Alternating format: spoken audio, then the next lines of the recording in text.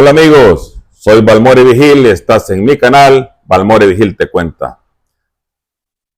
Hoy nos va a regalar una entrevista mi general Corado. Va a estar muy interesante. Él estuvo en la época de la guerra, Tresbiri, ¿verdad? Tresbiri nos va a contar un poco de cada batallón. Y también estuvo en otras unidades. Mi general, lo dejo con nuestra gente ahí. Bueno, muchas gracias. Muchas gracias, Vigil, por esta oportunidad de expresar algunas impresiones de este conflicto tan difícil que tuvimos en El Salvador y tan prolongado.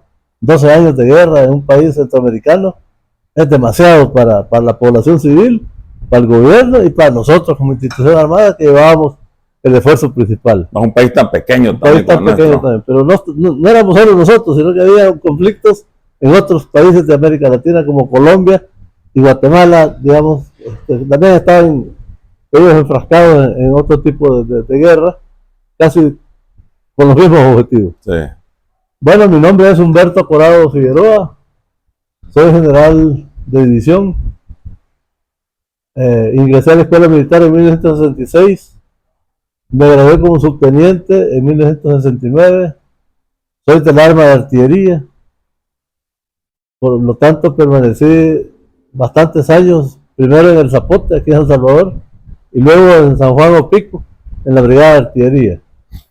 Siendo capitán antiguo, fui becado a Venezuela a estudiar el curso avanzado de artillería durante un año, y cuando regresé al país, yo pensé que iba a regresar a dar clases de artillería a la brigada de artillería, y no fue así. Me enviaron aquí a Casa Presidencial primero, y después comencé mi periplo por los VIR y otras unidades de combate, o sea que ya no volví.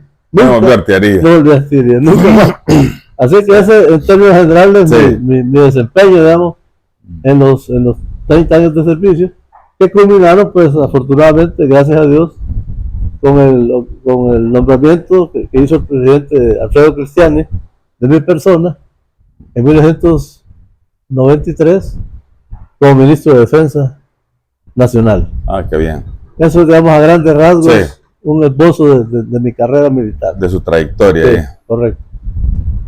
Bueno, como aquí se trata de explicar de alguna manera a los televidentes o a otras personas interesadas en este conflicto, del porqué de este conflicto, voy a hacer un pequeño análisis de introductorio.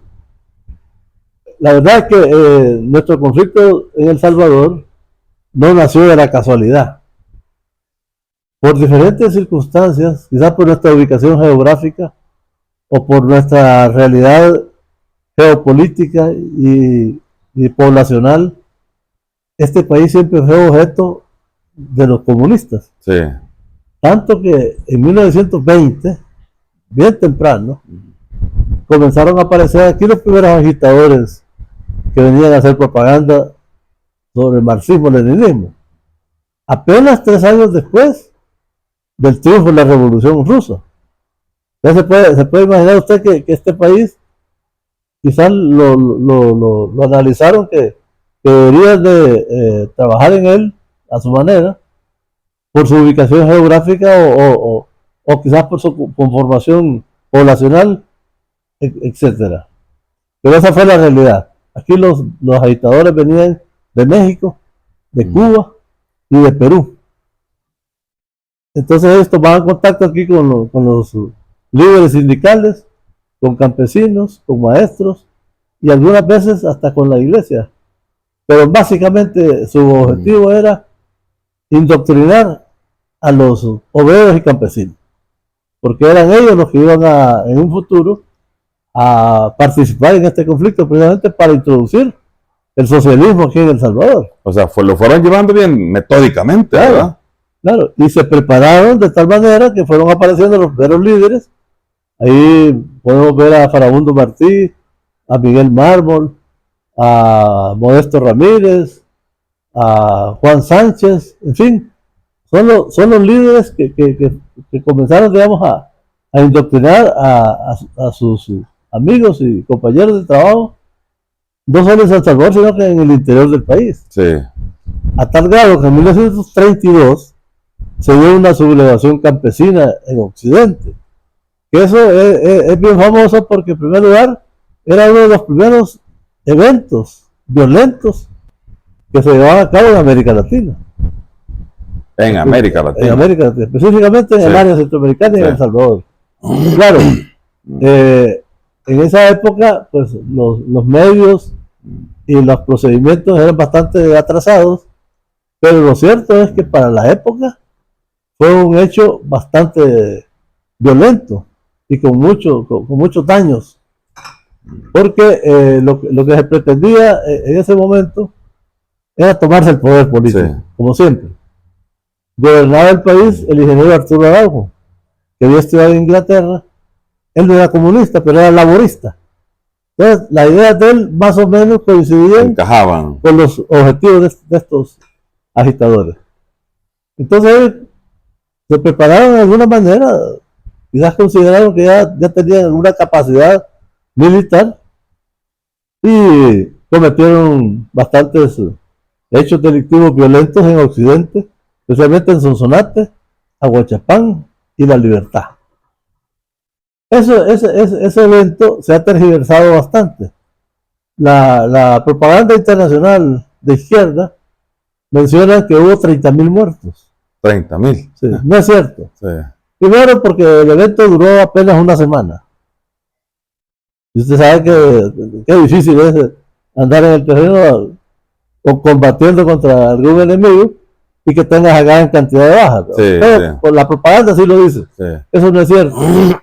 Cuando se terminó el conflicto, y tanto el gobierno de El Salvador como el gobierno de los Estados Unidos y de Inglaterra en esa época analizaron los resultados, ellos concluyeron que aquí había habido entre 3.000 y 4.000 muertos. La mayoría campesinos.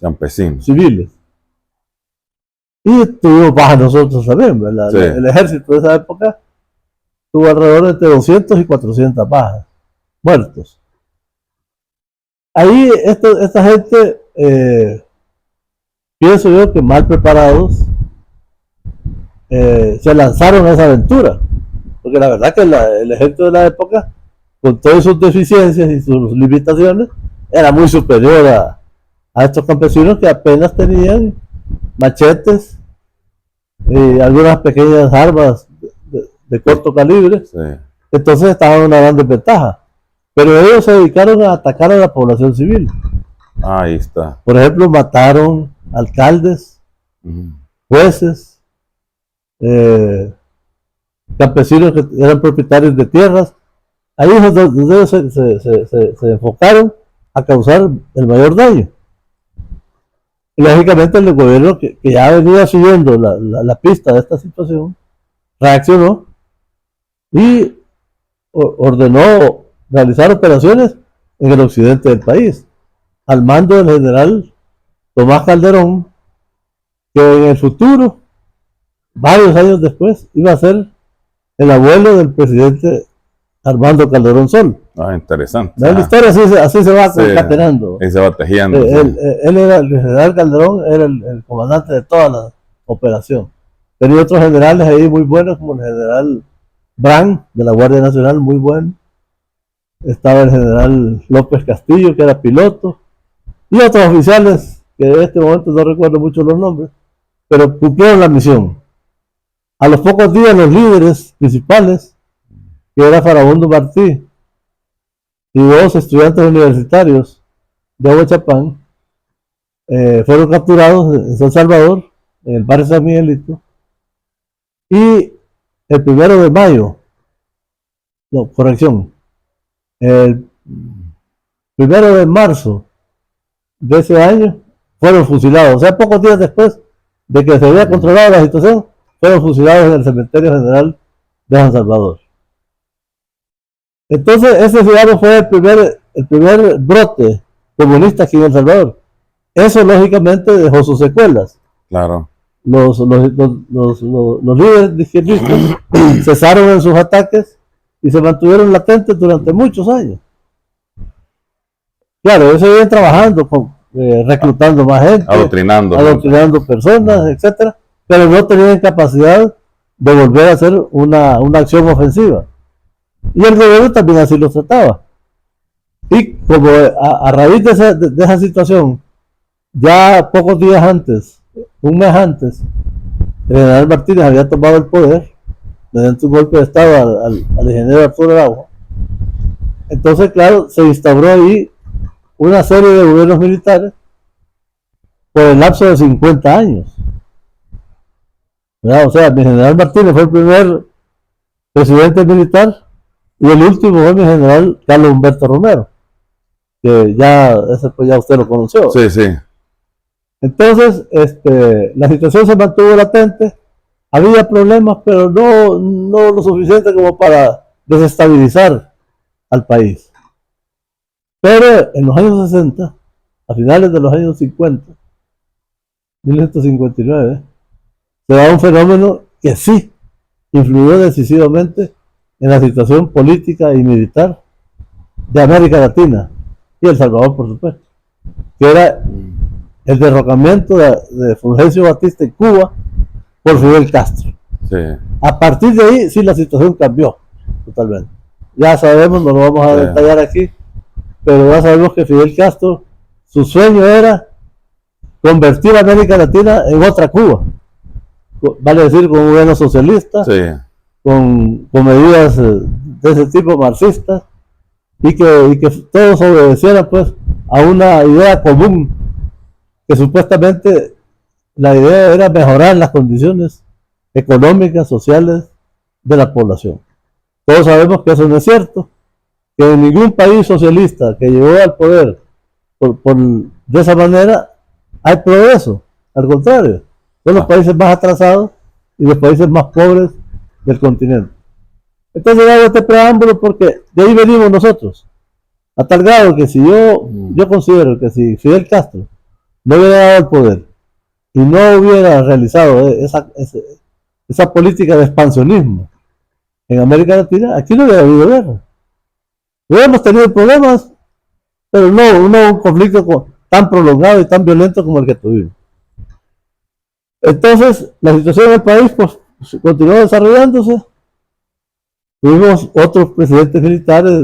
Después de Fidel Castro llegó mi coronel Julio Rivera. Después de Fidel Sánchez Hernández. Después mi general Sánchez Hernández. Sí. Y después mi coronel Arturo Armando Molina y mi general Romero. Entonces, en el interín tuvimos desafortunadamente un conflicto internacional con la República de Honduras. Ah, también. En 1969. Sí. Ese es otro tema que no lo vamos a tratar ahora. El asunto es que aquí había bastante inestabilidad ya. Entonces, cuando arribamos al año 1970, ya las condiciones de preparación de la izquierda, que en ese tiempo no se llamaba todavía FMLN, ya estaban dadas como para iniciar por lo menos un conflicto armado interno limitado en ese momento. Porque la verdad es que el FMLN comenzó a prepararse inmediatamente después de que llegó Fidel Castro al poder, damos 1960. 60, 70 fueron preparativos ideológicos, digamos. Ya en el 70 ya tenían alguna capacidad de combate. Ya estaban formadas las FPL, que ya atacaban, ya estaba más organizado, a pequeños puestos nuestros. Sí. Y lo hacían con una gran violencia, ya habían habido secuestros. Y las marchas. Sí. Todo eso ya estaba preparándose el escenario para que en los años 80 iniciáramos este conflicto, que duró pues 12 años, del cual vamos a hablar. Así que me quedo hasta aquí en este momento. Está bien. Entonces, cuando comienza el conflicto interno, ¿dónde está usted? ¿En qué unidad? Cuando comenzó, yo era capitán y estaba de alta en el Estado Mayor Presidencial, año 80-81. Sí. Inmediatamente después del golpe de Estado del 79, hubo un reacomodo de oficiales en diferentes unidades. Todavía no habíamos crecido para la guerra, todavía la Fuerza Armada era una fuerza más pequeña, Pero después que vine del curso de Venezuela, me nombraron en el Caja Presidencial. Fue una buena experiencia para mí porque aprendí cuestiones políticas que normalmente adentro de la institución no se conocen. Sí, para nada. Pero ahí, Ajá. ahí uno tiene relación directa con el mando, Sí. con los presidentes quienes estaban en el poder en ese momento, era la Junta de Gobierno, Ah, bueno. que había derrocado a mi general Romero. Entonces yo esos 2 años los pasé allí, pero cuando ya llegamos a diciembre de 1981, yo ya tenía 2 años de estar ahí, me mandó a llamar mi general Abdul Gutiérrez, que era miembro de la Junta, Ujú. y me dijo, mire, capitán Corrado, se está organizando un batallón que va a ser entrenado en los Estados Unidos. Y me explicó, Sí. ¿para qué? No le gustaría irse ahí, porque me lo han pedido. Bueno, si usted considera que yo puedo servir ahí, voy. Y así fue. ¿Es orgulloso? El Belloso. Ujú. En enero del 82, yo estaba en el Estado Mayor ya en el Belloso, Batallón Belloso recién fundado. Recién fundado. Cuyo comandante fue mi coronel, en ese tiempo, teniente coronel Miguel Antonio Méndez. Un excelente oficial. Muy bueno. Sí. Y un buen líder. Sí. Entonces la idea era que ese batallón, conformado con buenos oficiales, alrededor de 40, 50 oficiales, y buenos sargentos, buenas clases, y tropa escogida de diferentes unidades, conformáramos una unidad de reacción inmediata. ¿A dónde lo reunieron? De aproximadamente 1000 hombres. 1000 hombres. Nos reunimos por primera vez en el Estado Mayor, aquí en San Salvador. Pero como no había mucho espacio ahí, las primeras reuniones ya con la tropa las hicimos en diferentes lugares. Hicimos unos en la primera brigada de esa época, en San Carlos. San Carlos. Hicimos unas reuniones con clases en el Zapote. Y en fin, el asunto era que nosotros nos íbamos a trasladar a finales de enero, después de haber hecho todas las actividades, tareas administrativas.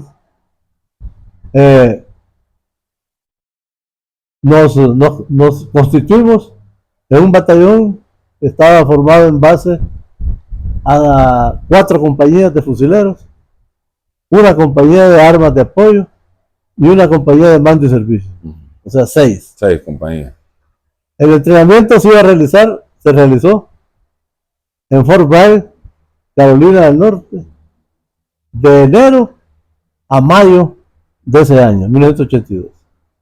Primero volamos a Fort Bragg los oficiales y algunos clases, los más antiguos. ¿Usted lo nombraron comandante de compañía? No. Mi primer cargo ahí fue oficial de operaciones. Ah. O sea, era miembro de la plana mayor. Sí, sí. Era un cargo importante. Sí, claro, claro. Y claro, porque yo iba a ser parte de todo el proceso de entrenamiento de Fort Bragg para después aplicarlo acá. Sí. Fue una buena oportunidad profesional para mí. Entonces, le voy a mencionar solamente los oficiales principales. Mi coronel Miguel Antonio Méndez, el comandante. Mi mayor Inocente Orlando Montano era el ejecutivo. Su servidor, yo era el S3. El S1 el capitán Martínez Orellana. El S2 el capitán Camilo Hernández. El S4 el capitán Velázquez Ferrufino.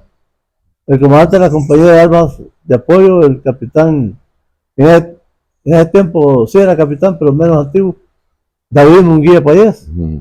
Y el oficial de la compañía de mando y servicio era el teniente Orlando Borja Rivas. Esos éramos los principales, digamos. Sí, sí, sí. De ahí venían los comandantes de compañía, que eran tenientes o capitanes, y los comandantes de sección. Llegamos a Fort Bragg, como le dije, en los primeros días de enero, solo los oficiales y los clases. Pero a finales de enero, principios de febrero, llegó el grueso de la tropa. Pero en ese lapso recibieron algún adiestramiento. ¿Ustedes con las clases? ¿O? No, aquí nos dedicamos solamente a tareas administrativas. Ah, ya. Ajá. A filiarlos, a hacer las listas de tropa, digamos, a asignarlos a La organización, digamos. a las diferentes unidades, organizar el batallón, para cuando nos fuéramos por allá, fuéramos listos. Aquí no tuvimos ningún adiestramiento. Al llegar allá al Fort Bragg, nos recibieron las autoridades de ahí del fuerte, un general de una estrella, pero básicamente el principal nexo que nosotros teníamos allá era un teniente coronel del ejército de los Estados Unidos de nombre Manuel Granado. Manuel Granado. De origen cubano. Era teniente coronel, era veterano de Vietnam y era muy buena persona. Es decir, los cubanos son muy alegres. Sí, los caribeños en sí son bien chachalacos, como decimos. Exactamente. Gritones. Sí, entonces él también tenía su equipo allá, su plana mayor, que lo asesoraba, con el cual nosotros entramos en contacto inmediatamente. Claro. Yo tenía un mayor que trabajaba conmigo, yo con él, el mayor Flecha. Ojalá que todavía esté vivo. Sí. Y así, a la semana de estar instalados ahí en Fort Bragg, sí comenzó el adiestramiento. Un adiestramiento básico, es decir, primero acondicionamiento físico, después conocimiento del armamento que íbamos a ocupar, después ya comenzamos a ver ya tácticas propiamente de anti-subversión. Sí. Y así poco a poco fuimos desarrollando un adiestramiento muy especializado. En una primera fase se trataba de un entrenamiento puramente de infantería. Sí, ahí todos los soldados, tuvieran el puesto que tuvieran, eran soldados de verdad. Sí. O sea, tenían buena condición física, sabían usar el arma y sabían disparar. Aunque fueran enfermeros. Sí, claro. ¿Verdad? Entonces, una vez terminada esa fase, ya viene la fase de las especialidades. Ahí ya las compañías ya estaban bien integradas, ya los soldados ya tenían su adiestramiento básico, y de acuerdo a las características de la unidad, venía la segunda etapa ya especial. Por ejemplo, la compañía de armas de apoyo comenzó a recibir adiestramiento en morteros 81, morteros 60, ametralladora 50, ametralladora M60, en fin. Sí. Todo y no solamente el entrenamiento, sino que su aplicación en el combate. O sea, su empleo táctico. Interesante. La compañía de mando y servicios, ahí estaban todos los servicios. Ahí estaban los enfermeros, los de telecomunicaciones, los cocineros, en fin, todos los de Recondo. Recondo estaba. Ahí estaba. Entonces, ya el entrenamiento se fue viendo un poco más interesante. Gran parte de ese entrenamiento lo hacíamos en el terreno. Era muy poca el adiestramiento que recibíamos en aulas, aunque sí recibíamos. Sí. ¿Verdad? Más era práctico. Más era práctico. Entonces, ahí había una gran cantidad de polígonos exagerados. Sí. De polígonos pequeños y grandes. Y bien sincronizado el adiestramiento. Porque yo como S3 hacía la programación junto con el mayor Fletcher para ver qué íbamos a hacer la siguiente semana. Y el fin de semana se lo vamos a conocer a todos. Sí. Les dábamos un ejemplar de lo que íbamos a hacer. Así que no había ningún problema. Algunas veces nos quedábamos a dormir en las barracas. Estaban ahí en medio del fuerte. Si usted ve el video que hizo del Belloso, ahí va a ver cómo estábamos instalados ahí, qué tipo de barracas habían ahí. Eran unas instalaciones de la Segunda Guerra Mundial de madera, pero muy buenas, muy confortables, muy adecuadas. Las unidades de infantería también, ¿verdad? Las 4 unidades, las 4 compañías de fusileros. Usted sabe lo que los fusileros necesitan es tener una buena condición física, saber moverse en el terreno, ¿verdad? Y saber disparar. Eso es básicamente lo que aprenden. Y, lógicamente, actuar en forma coordinada con las otras unidades. Claro. A veces una compañía puede operar sola, un objetivo táctico de pequeña envergadura, pero a veces actuaba todo el batallón. Entonces, si hacíamos una maniobra, todo el batallón, necesitábamos no solamente saber exactamente los objetivos, las rutas de avance, los desplazamientos, necesitábamos saber también el empleo táctico de cada unidad, ¿verdad? Cuáles van a ser los objetivos parciales de cada una, y de esa manera pues nosotros hacíamos los ejercicios. Luego, a medida que fue avanzando el tiempo, ya nos fueron dando ellos unas clases, sobre todo a nosotros en la plana mayor, de cómo emplear un batallón entrenado por ellos allá, que no le faltaba nada, tenían buen equipo, buen armamento, en fin, y nos decían, este entrenamiento que ustedes están recibiendo aquí en Fort Bragg es exactamente el mismo que recibe un batallón de infantería del ejército de los Estados Unidos. ¿Entiendes? Sí. O sea, ahí no había digamos, discriminación de nada. Sí, sí. Lógicamente, las condiciones logísticas eran excelentes. Teníamos buen armamento, buen equipo, buenos uniformes, buen rancho. Buen rancho, ¿cierto? ¿Entiendes? Buen rancho. Sí. En fin, los Estados Unidos no escatimó recursos para entrenar esta unidad.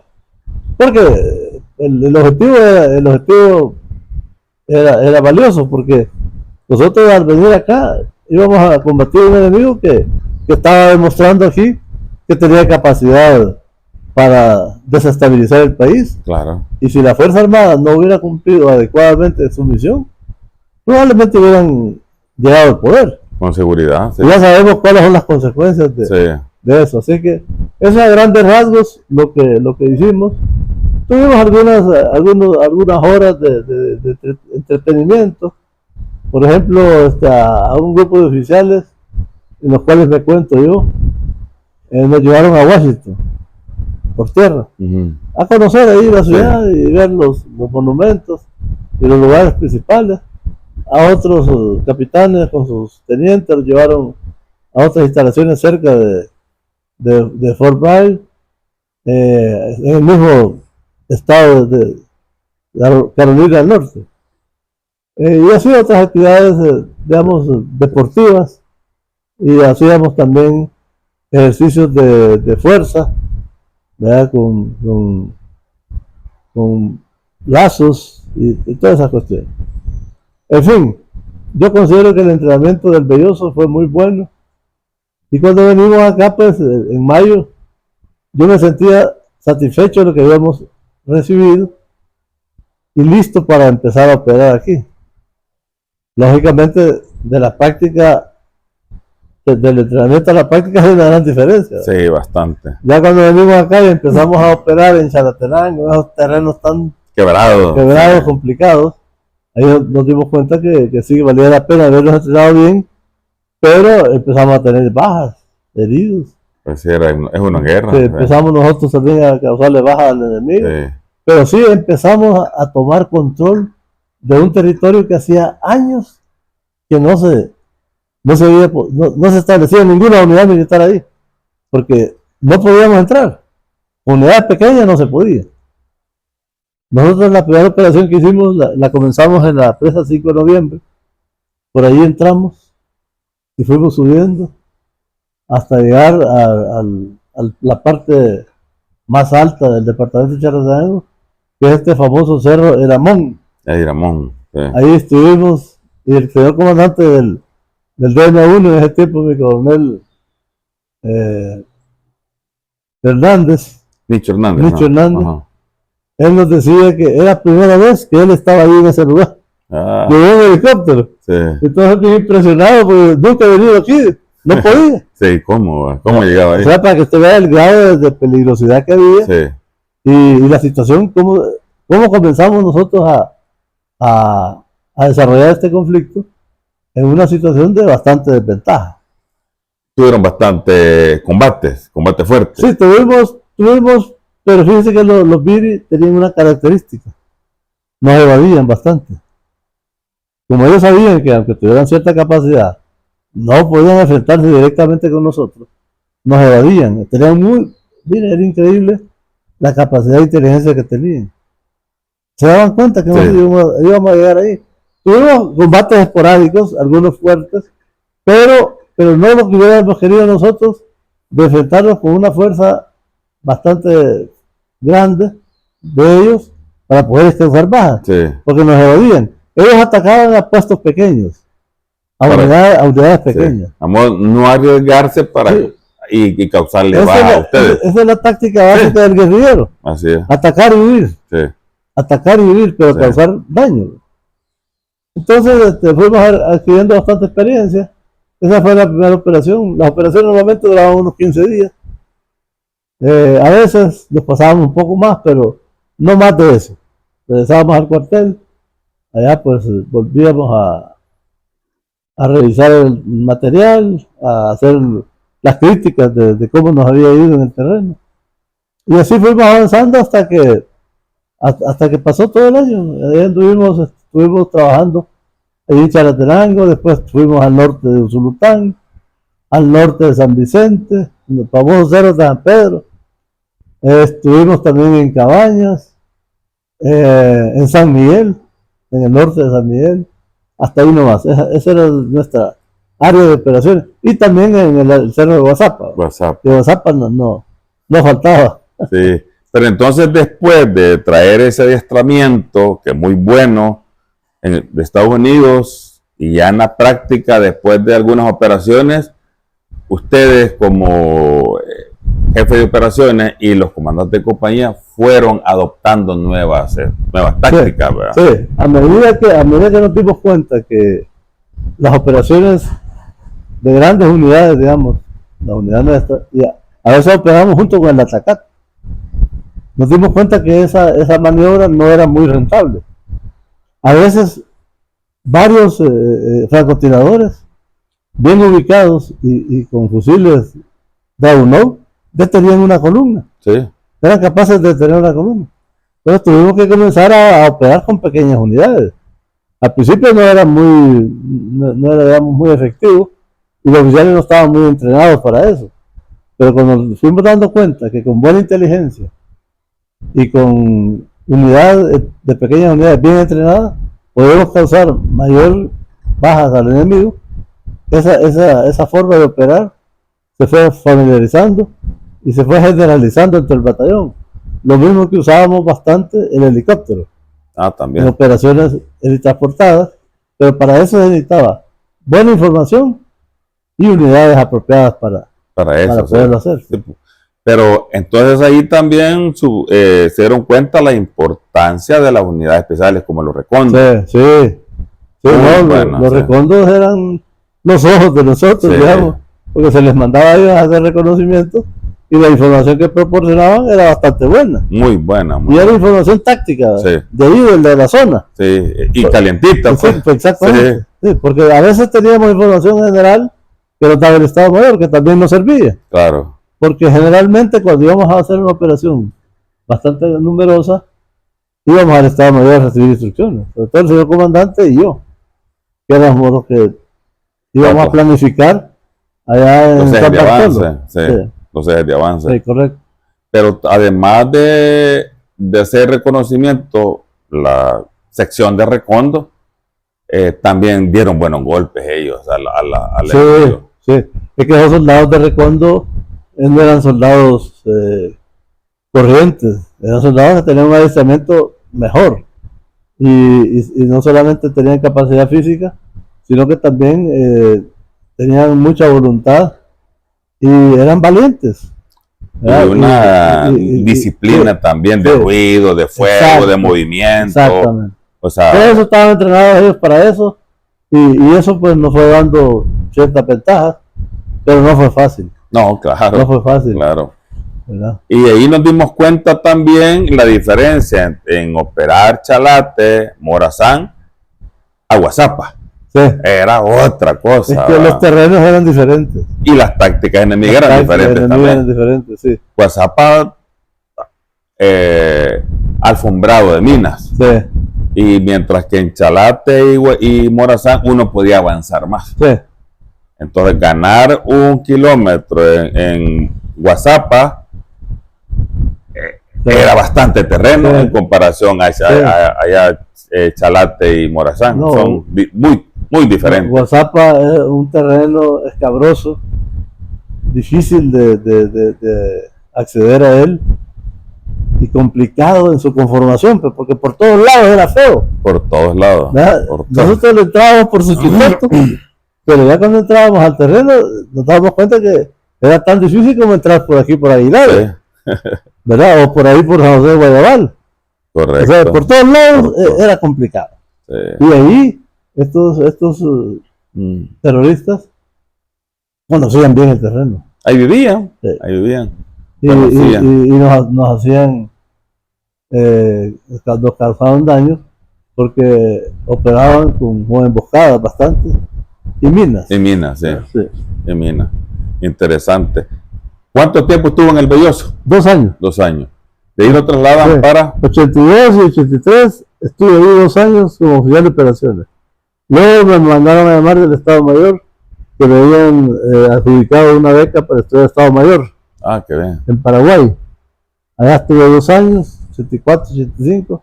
Cuando me gradué, vine nuevamente al país y mi coronel Méndez, que ya era el comandante de la tercera brigada, él me llevó para allá. Ah, de veras. Sí, ya me conocía. Sí, ya lo conocí. Él quería que estuviera allá otra vez. Entonces ahí también fue otra etapa bien complicada. Hacía pocos años había fallecido mi coronel Monterrosa, Amitia, que era un gran Sí. amigo mío. Y en fin, ahí fuimos desarrollándonos. ¿Y lo nombraron qué? Como Ahí fue oficial de operaciones. oficial de operaciones también, sí. Pero ya de la brigada. Sí, la brigada, sí, correcto. Ya, ahí yo ya era mayor antiguo y ascendí a teniente coronel. Ah, bueno. Y me trasladaron por eso al batallón Arce. Ahí nomás. Ahí nomás. Siempre San Miguel. Ahí me trasladaron al Billy Arce, el comandante era mi coronel Staven, Roberto Mauricio Staven. Conocido como el Toro estaba. Toro Staven. Sí. Ahí igual que en el Belloso, pero ahí afortunadamente ya tenía experiencia y ya no me costó mucho adaptarme. Había algunos oficiales que ya habían sido trasladados del Belloso para el Arce. Y algunos de San Y Miguel, algunos de San por ahí Miguel, también, sí. ¿verdad? Sí. Era otro ambiente, Sí. buenos oficiales también. Bueno, muy bueno. Sí, Sí. ahí me tocaba a mí trabajar con el S3, que era en ese momento el capitán Dárdano, Jorge Dárdano. Y mi coronel Staven, él trabajaba con el ejecutivo, perdón, con el oficial de operaciones del Arce, ejecutivo era yo, el mayor Eguizábal, con él. Nos turábamos, 15 días iba yo al terreno, 15 días iba él. Muy bueno mi coronel Eguizábal. Sí, sí, no, es que miren, los Biri era raro el oficial que no era bueno, porque los escogían. Sí, Y una de las condiciones básicas para escogerlo era que tuvieran experiencia. A esa altura estamos hablando de 1986. sí, también. Ya la guerra ya había avanzado bastante. Y una de las cosas que yo, digamos, las experiencias que yo asimilé ahí, fue que ya para el 86 la Fuerza Armada había tomado la iniciativa. Ya el peligro de que el país cayera en manos del FMLN para esa época era mínimo. Existía todavía, pero no como en el 83. Que estando en el Belloso me tocó ir a recuperar la 4ª Brigada. Sí. El 30 de diciembre del 83. Ahí sí me di cuenta yo de que estábamos nos faltaba mucha capacidad para poder derrotar a esta guerrilla. Sí, es que recordemos que 83, 84 y quizá parte del 85, todo el 85, fue quizás esos años que más golpes recibió. Fueron los años más difíciles. Sí, Porque nosotros como Fuerza Armada todavía no teníamos la gran capacidad que adquirimos y todavía no teníamos la experiencia, sobre todo de combate. Y los subversivos sí la tenían.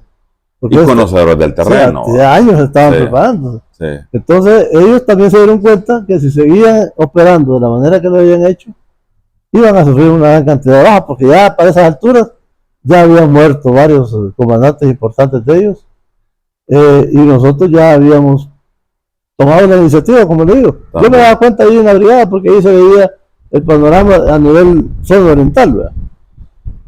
Pero todavía teníamos mucho trabajo que hacer. En ese momento había mucha guerra de minas, gran cantidad de gente amputada. Pero de ahí salí ya en el 88 para la 5ª Brigada. En la 5ª Brigada ahí me nombraron ejecutivo. también. Jefe del Estado Mayor. Sí, O sea, yo andaba saltando de un lado a otro. Y San Vicente no era No nada. era fácil, no era Con la nada. diferencia de que en un Biri tenía que ir al terreno. Sí, no. Sí. Sí, es la gran diferencia de, Sí. de una brigada con un Biri. Pero uno tiene que ir de vez en cuando, porque si no va, también no está bien informado. Sí, para conocer el terreno, la gente. Y que los guías lo conozcan a uno. Sí, también. Entonces ahí estuve poco tiempo, quizás un año y medio. Luego de ahí me nombraron como comandante por primera vez del Biri Bracamonte. Ah, el Bracamonte. Sí. Ya ¿Qué año? 89. 89. 89, ahí estuve ese año. Cuando el presidente Cristiani tomó el mando del país, me trasladaron del Bracamonte, y solo estuve como año y medio, creo también, al DM4, en Morazán. Y ahí era complicado también. Ahí, pero entonces vivió la ofensiva usted con el Bracamonte. No. La ofensiva del 89 la viví con el DM4. En el DM4. Sí. Ahí la situación para nosotros no fue tan complicada, porque la maniobra del FMLN se concentró en San Salvador. San Miguel también. San Miguel. Sí. Y Zacatecoluca. Pero básicamente aquí. Sí. O sea, yo la situación de aquí en San Salvador no la viví. Porque yo estaba allá en Morazán. Sin embargo, tomamos medidas defensivas porque de vez en cuando recibíamos algún ataque esporádico. Entonces no éramos digamos, un objetivo principal para ellos. San Miguel sí. ¿Mandaron ustedes unidades a reforzar San Miguel? Mandamos unidades a San Miguel, sí. Mandamos una compañía. Y el comandante de San Miguel era en ese tiempo coronel Mauricio Ernesto Vargas. Sí, él era el comandante de la tercera. El comandante de la tercera. Sí. Entonces, cuando terminó esa ofensiva, ya digamos la situación comenzó a cambiar bastante. Había operaciones todavía, pero ya no de tanta importancia como las que habíamos tenido. Y luego ahí estuve, cuando ya me trasladaron del DM4, me mandaron a Huachapán. Primera vez que iba a una unidad que no era de combate. ¿Qué año le mandaron a Huachapán? El 90. El 90 a la mitad de año. 90. Y solo estuve poco, como 3-4 meses. Poquito. Y de ahí me trasladaron a casa presidencial. Estuve en el Estado presidencial un año y medio. Luego estuve. Ya casi finalizó la guerra ahí. Ya casi. Sí. Pero faltaba todavía. Faltaba una colita. Sí. De ahí ya estaba negociando. Bueno. Ya había una comisión de diálogo. Luego de ahí me trasladaron al Estado Mayor Conjunto como C3, lo mismo, tres operaciones. Ahí sí terminó la guerra. El día que estaban firmando la paz en México, nosotros estábamos en el COP viendo todo y hasta nos tomamos una foto ahí, todos los oficiales, porque dijimos, esta es la foto última que nos vamos a tomar en este conflicto.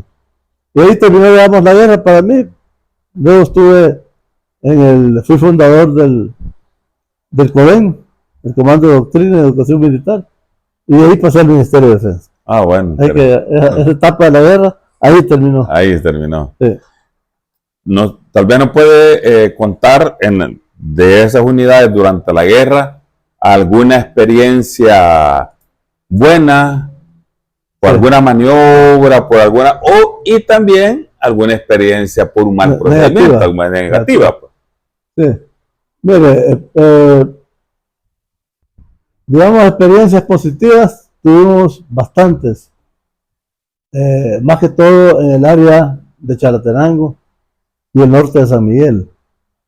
Yo sentí que allí sí eran áreas difíciles, pero siempre lográbamos nosotros cumplir la misión. Pero en gran parte era de lo que le decía al principio, que la subversión evadía a los Biri. Entonces teníamos que hacer operaciones muy ingeniosas de tipo pequeñas unidades para poder triunfar. Una maniobra buena que hicimos fue en Guazapa. Ingresamos por el pueblo de Guazapa, ahí en las cercanías, y lo hicimos de noche. Casi no operábamos de noche. Y esa vez lo hicimos de noche, hasta el Roblar. Al llegar al Roblar encontramos una gran cantidad de elementos subversivos ahí, y prácticamente los aniquilamos. Sí, sí. Porque recibimos apoyo aéreo también de la Fuerza Aérea. Cuando ya encontramos el objetivo que estaba ya rentable, no solamente los rodeamos, sino que nos apoyó la Fuerza Aérea. Y ahí siento yo que sí, tuvimos éxito. Le causaron bastante bajas a ellos. Decomisaron armamento. Sí, todo. ¿No recuerda más o menos la cantidad de armamento? Yo creo que eran unos 40 fusiles. Bastante. Por lo menos. Bastante. Sí, eran bastante. Y encontramos también algunas tatús con armamento y con trampas cazabotas también, ¿verdad? Esa fue una operación exitosa. Sí, bonita. Que la hicimos, como le digo, en base a buena inteligencia y de noche. De noche. No fue fácil. Sí. Bueno, una operación, digamos, que sí nos causó daño fue cuando yo era comandante del DM4. Fue pura mala suerte realmente, o cosas del destino. Cuando yo estuve en el Bracamonte, tuve varios oficiales que tenían una gran capacidad táctica, tenientes y capitanes, pero se conocían el terreno al dedillo. Sí. Y si uno como comandante le decía, mire oficial, ¿cuál le recomienda usted que sea la ruta para salir de aquí de Perquín al cerro, al río Torola? Y ellos le decían a usted, vámonos por aquí, por acá. ¿Y por qué? Porque es una zona cubierta. Sí. No nos vamos a ir por la calle negra que le decía. La calle negra. Nos vamos a ir por el río Araute. Sí. El río Araute es un río bien caudaloso, pequeño pero caudaloso, que tiene una gran cantidad de curvas y está tapado totalmente. Tiene esa característica. Sí. Entonces salimos nosotros. Está tapado con mucha vegetación, con muchos árboles. Porque ya le voy a contar qué andábamos haciendo ahí esa vez. Sí. Pero quiero terminar con el DM4. Entonces, en el DM4, yo tenía 3 oficiales que se fueron conmigo del Bracamonte. Ellos se querían ir conmigo, yo los pedí. Y los 3 se fueron para allá. 2 de ellos murieron, desafortunadamente. Y uno de ellos murió en ese combate. Que a mí me duele todavía cuando lo recuerdo, porque era un buen oficial y buen amigo. Resulta que él era comandante de un batallón, no recuerdo el nombre. Era como 4 batallones pequeños. Sí. Entonces él se me presentó como a las 4 de la tarde, a darme parte que estaba presente con la unidad, iban a dormir ahí en Gotera y que el día siguiente iban a salir con licencia. Le dije que estaba bien, no había problema. Ese mismo día en la tarde yo me venía para San Salvador a una reunión del Estado Mayor que iba a ser al día siguiente. Entonces yo venía a dormir aquí y me quedaba en la reunión. ¿Cuál fue la desgracia? Que cuando ya yo me estaba preparando para irme para el Estado Mayor, suena el teléfono del Ejecutivo, el hoy general Baquerán, dándome parte que habían atacado la posición de los Mata. Desafortunadamente, una unidad de ese batallón, al mando del capitán Alvarado, que era el comandante, se había ido a instalar allí. Y a ellos los atacaron como 500 subversivos en esa misma noche. Entonces tuvimos bastantes bajas ahí en Cuenta Alvarado, que fue para mí doloroso, porque era, como le digo, un buen oficial que tenía mucho futuro. Y todavía me duele esa baja. ¿Y él ahí murió? Ahí murió en Los Mata. Murieron 2 oficiales, él y otro muchacho que era subteniente, bueno también, de apellido Baide de Monterrosa. Sí, lo oí mencionar. Sí. El Baide, buen oficial. Sí. Él ya tenía como 2 o 3 años de estar ahí en Gotera. Eso, digamos, son los dos extremos. Sí, los 2 polos, digamos. Los 2 polos, sí. Y duele, ¿verdad? Porque son cosas que... Pues sí, la guerra es así. Yo cuando se me moría un oficial o un clase o un soldado, yo sentía que era un hijo mío el que estaba muriendo. Claro. Porque cuando uno es comandante, no solamente es responsable de prepararlos, sino que también de protegerlos, tratando de no exponerlos más de la cuenta, para que no tengamos muchas bajas. Pero la guerra es ingrata. Pero a lo mejor en ese ataque ellos ya se quedaba tropa algo seguido ahí. No, fíjense que no, allá había un puesto fijo, pero con unidades de ahí mismo del cuartel. Sí. Damos la unidad de seguridad del cuartel, es que protegía ese puesto. Que el objetivo era proteger el tanque de agua. Y no sabía, nunca había sucedido eso. Esa noche sucedió eso. A mí me da la impresión de que teníamos a alguien infiltrado. Puede ser. Podría ser. Que fue información precisa, íbamos a estar ahí porque yo, Alvarado, yo no le daba instrucciones. Porque él sabía más que yo en el terreno. Entonces yo no le decía, bueno, te vas a quedar a dormir aquí, trata de dejar tu unidad aquí y allá, no. Esos detalles yo ya no me encargaba de eso.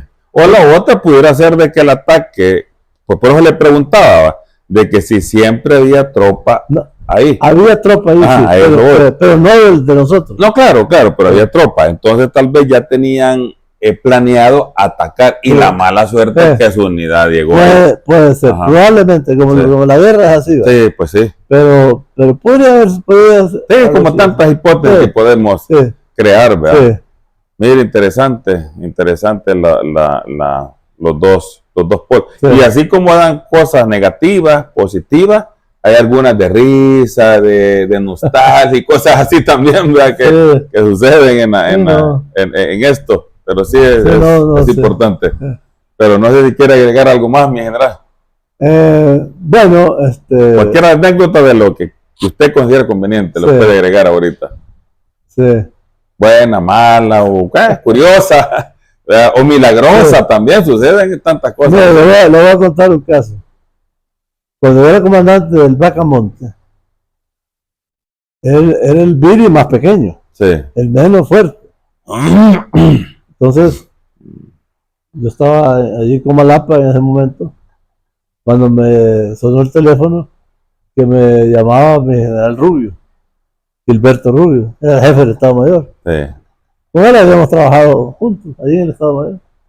Me conocía muy bien, iba a él.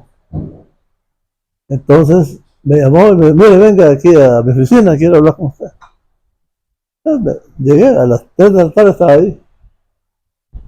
Ya me le cuadré y estoy presente, mi general, ¿para qué soy bueno? Mire, me dijo, le tengo una misión para su batallón. Ahí, ¿cuál es, mi general? Va a ir, me dijo, a Perquín a desalojar a unos indígenas que están ahí, que van a celebrar una convención mundial de personas de esa etnia. Habían venido hasta de Suecia. Había un montón de gente. Sí. Pero su misión es desalojarlos de ahí y evitar que hagan esa convención. Yo sabía lo que significaba arrancar de Gotera y empezar para arriba y llegar hasta Perquín. Sí. Con seguridad iban a tener tapones, digamos. Ahí había subido yo con el Belloso y con el Arce. Y ya me podía ir en esa zona. Entonces yo con todo respeto le dije a mi general, mire mi general, y solo yo voy a ir con mi batallón. Sí, mire, no sería mejor que fuéramos 2 Viri. Porque de verdad que es una misión bien complicada. Sí, bastante. O sea, usted sabe que meter un Viri en el terreno así, aislado, no era fácil. Pero él me dijo, mire, ya lo pensamos y todos los Viri están empeñados. Así que tiene que ir usted solo. ¿Qué año estamos hablando de eso? Ya estamos hablando de 1900, era como antes del Bacamonte yo. Finales del 88. Sí, ya. Por ahí. Sí. Por ahí. Ya la guerra, como le digo, había cambiado, pero todavía había combates ahí. No, claro. Si todavía cuando yo llegué el DM4 en el 90, que fue después del Bacamonte, todavía tuvimos problemas ahí. No, y siempre y ellos ya tenían buenas estrategias también. Ahí, y buen armamento. Ahí tuvimos nosotros bastantes inconvenientes. Entonces, gracias a Dios, logramos hacer una buena planificación y llegamos a Perquín. Combatiendo. Sí. No tuvimos combates tan fuertes, pero sí tuvimos algunas emboscadas que nosotros sabíamos que era inquitable que no hubieran. Estuvimos heridos ahí, afortunadamente no tenemos ninguna baja mortal, pero llegamos a Perquín, no recuerdo el día, pero ya fue como a las 4 de la tarde. Entonces el indígena de aquí de El Salvador, que estaba a cargo de esa convención, era un señor que se llamaba Adrián Esquino Lisco. Ah, sí. Era el jefe de todos los indígenas de aquí, y conocía Europa en esas mismas actividades. Yo lo mandé a llamar. Habían varios de ellos ahí. Todo el centro de Pekín estaba tomado por ellos, en la iglesia sobre todo, y con pancartas y cuestiones. Yo le dije, mira, Esquino, yo vengo aquí a evitar que ustedes hagan esa convención. Así que si tú no quieres que tengamos problemas, quiero que mañana a las 6 de la mañana empiecen a salir. Lo van a tener que ir de aquí. Les voy a tener que duerman aquí, pero a las 6 de la mañana tienen que comenzar a salir. Y habían extranjeros y de todo ahí. Sí. Afortunadamente. ¿Y qué le dijo él? Me dijo, pero fíjese que tenemos gente que viene de Europa, de Estados Unidos, de Sudamérica, y es una convención pacífica. Me dijo, aquí no va a haber confrontaciones, pero no podemos permitirlo, porque este terreno nacional bajo nuestra responsabilidad. Tenemos que negárselo a ustedes. Sí. Primero. Segundo, ustedes van a hacer propaganda. Sí. Ustedes no vienen aquí a pasear. Y ya se sabía la trayectoria de él también. Sí. Ustedes lo que van a hacer es hacer un show para transmitirlo después en otras partes. Sí. Y como que para demostrar que la Fuerza Armada no tenía control de esa zona. Porque ella sí decía. Así decían, sí. Mire, afortunadamente se fueron. Porque si no se hubieran ido, hubiera habido una matanza ahí. Tanto de ellos como de nosotros. Porque nos hubieran atacado. Sí, claro. Porque en los alrededores sabíamos nosotros que había gente del FMLN. Y de los que andaban ahí también. Protegiéndolos. Sí, de civil andaban varios ahí. Entonces, mire, en 2 días se fueron. Pero nosotros nos quedamos ahí todavía. Porque la misión era esa, que no nos fuéramos inmediatamente. Hasta que estuviéramos seguros de que no iban a volver. O sea, controlando la zona. Entonces, ahí sí era preocupante porque estábamos solos. Sí, era una misión bien difícil. Era un poco muy difícil. Y menos mal que le supo decir a él. Y él pues entendió ahí entonces me acordé de esa situación porque mencionamos a Alvarado. Capitán Alvarado era el 3 del Bacamonte. Y por eso yo le tenía gran confianza. Sí, claro. Yo le dije, Alvarado, ¿por dónde nos vamos? Ya me dijo. Sí. Exactamente, a las 2-3 horas estábamos en el Torol. Sin novedad. Sin problema. Y ahí pues ya salimos. Fue una operación difícil, bien complicada, que afortunadamente salió bien. Sí, que uno va más pensando. No. Podríamos haber tenido problemas serios. Sí. Pero gracias a Dios salió bien y bueno, lógicamente la reunión de los indios, eso ya no se realizó. Sí. Bueno, interesante. Bueno, mi general, si gusta, se despide de la gente. ¿Cómo no? Muchas gracias, Balmore Vigil, gran escritor militar. Gracias. He leído sus libros. Lo felicito porque sigue todavía escribiendo y haciendo historia de nuestro país en esta guerra tan difícil que nosotros, la Fuerza Armada, merecemos una medalla de oro porque cumplimos la misión. Evitamos que el FMLN llegara al poder por la vía armada y que siguiéramos pues viviendo en libertad. Más adelante pues hay otras cosas que han sucedido que no las vamos a tocar en este momento, pero sí yo me siento muy satisfecho de que la Fuerza Armada cumplió la misión de defender al país en un conflicto muy difícil, muy complicado, muy extenso, y mientras hayamos personas que participamos en él, tenemos que dejar un legado escrito para que las futuras generaciones conozcan ese hecho. Para terminar, le voy a regalar este libro. Gracias, mi general. Léalo, por favor. Gracias, ahí le vamos a pegar una leída. Bueno, mi general, muchas gracias. Muchas gracias a usted. Gracias por todo. ¿Cómo no? Tomamos uno ahí. Si te gustó este video, por favor dale like. Si no lo has hecho, suscríbete a mi canal. Nos vemos en la próxima. Bendiciones a todos. Bueno, mucho gusto.